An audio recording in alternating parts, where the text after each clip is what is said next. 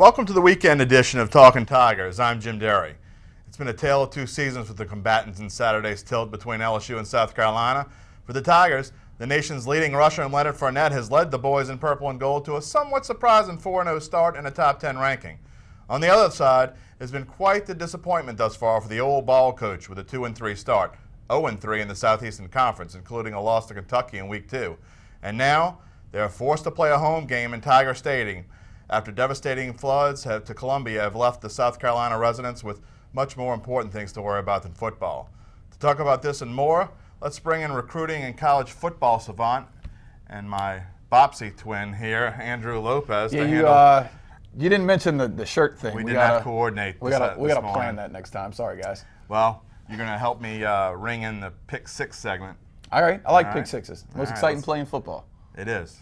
I'm excited already. Let's go. I don't even know if I can read it. Let's jump right in. Number one, if anyone can fathom what the Gamecocks are going through right now, it's Les Miles and the Tigers. You know, Les went through this in his first season at Baton Rouge. You know, how will the effects of this week, you think, affect this game? You know, it changes all of your preparation. Everything that you were doing, it just kind of shifts. So it's a home game in a new stadium. I mean, LSU went through this. The Saints went through this for a whole season. It's going to throw you off. It's not what you're used to. It's not the same thing that you're supposed to be doing. So just preparation-wise, I think it's going to, you know, you're shifting to a road game.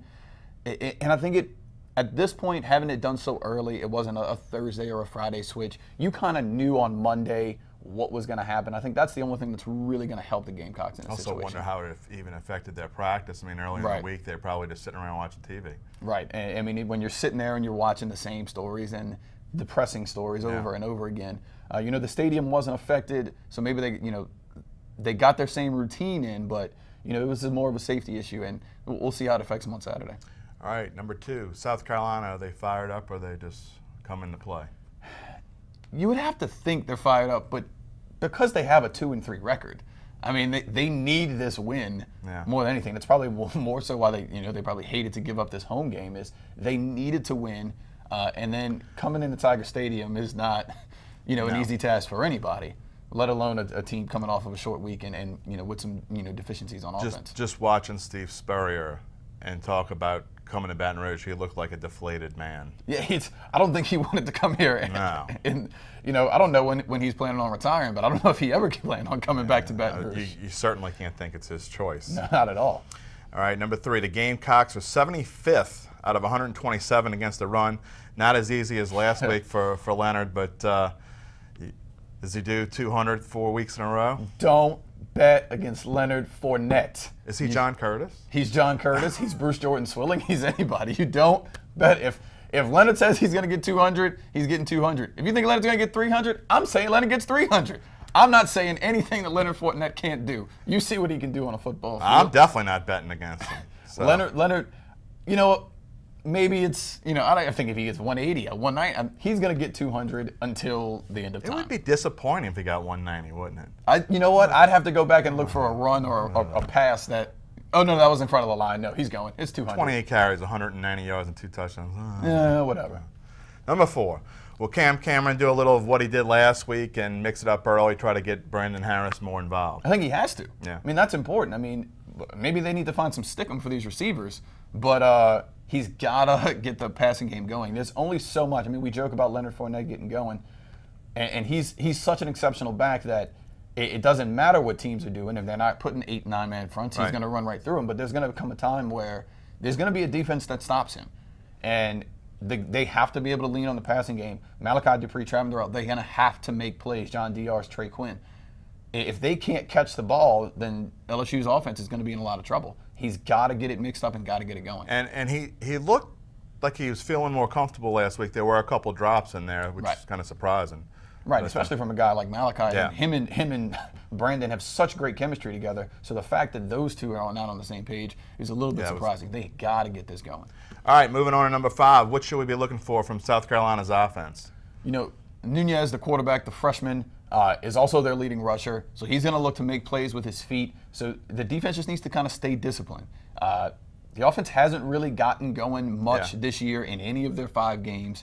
So if they want to have a chance, they're already behind the 8 ball in Tiger Stadium. If they want to have a chance, They got to get the offense going. Maybe put a spy on them. You got to. Okay.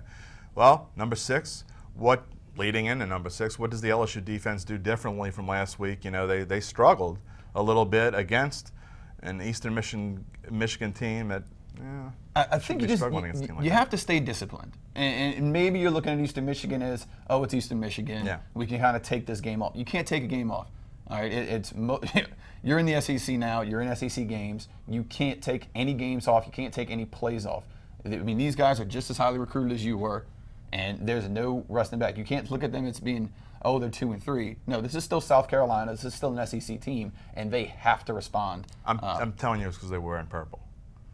And they're wearing purple again this week. You realize last week we had LSU wearing purple and the Dallas Cowboys wearing blue. This was a weird weekend. It's a very strange weekend. Very strange. Well, you blame it on the purple. I blame it on Eastern Michigan. You made it through safely. Your participation trophy is on back order. Whoa. Right. You're supposed to have it like right here. Well, there were so many participation trophies they give out this week. Put you on the back. I don't know. If I'm James Harrison, I don't want participation trophies. I want winner trophies. Well, Holy Cross is playing Rummel this week, so I think you're out of luck. Probably so. Yeah. Well, on to the extra point. Thank you, my friend. On Friday's extra point, let's forget football for just a moment and give a little shout out to the people of South Carolina. We know what you're going through and we feel your pain. We have been there before and we'll stand beside you today. So Columbia, we salute you. Charleston, you're in our prayers. Georgetown, what can we do to help? Sumter, thinking about you. Somerville, you have a big brother in the Big Easy. Kingstree, you will overcome. And though we'll be wearing purple and gold on Saturday and cheering on the Tigers, we're all Gamecocks at heart this weekend. Thanks for watching, my friends, and we'll wrap up the game's events on Tuesday with another edition of Talkin' Tigers. See you then.